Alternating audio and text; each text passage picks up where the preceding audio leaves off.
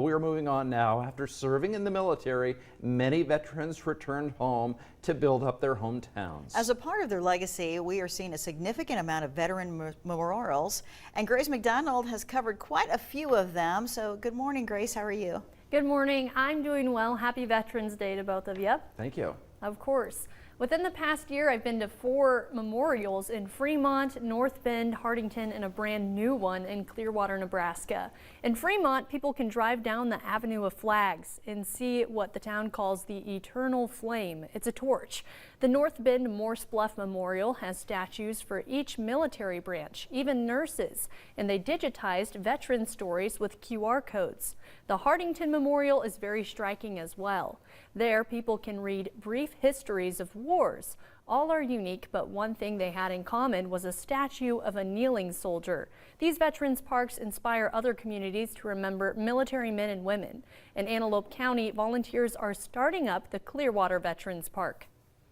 You know, Melvin and I took off and we have drove to zillions of different memorials, and then we just come back and brought pictures back from the other towns, and we kind of all sat down together and we kind of designed this in a little bit after Osmond's park that they have going, and we just pick up bits and pieces from different parks, and that's how we kind of come about it. Then I found a place that did the statues, the bronze statues, and this is awesome. I think it gives a person a place to just come and sit down and just reflect on what actually, for the sacrifice they've given. I think this is a very nice place. Once we get it totally done, it'll be really great. The village gave the Clearwater Veterans Park Committee a corner of land, and volunteers have been working on this project since spring. Now they're fundraising for a couple more statues and collecting veterans' names. Very nice. And Grace, are there any memorials in the communities where you are from?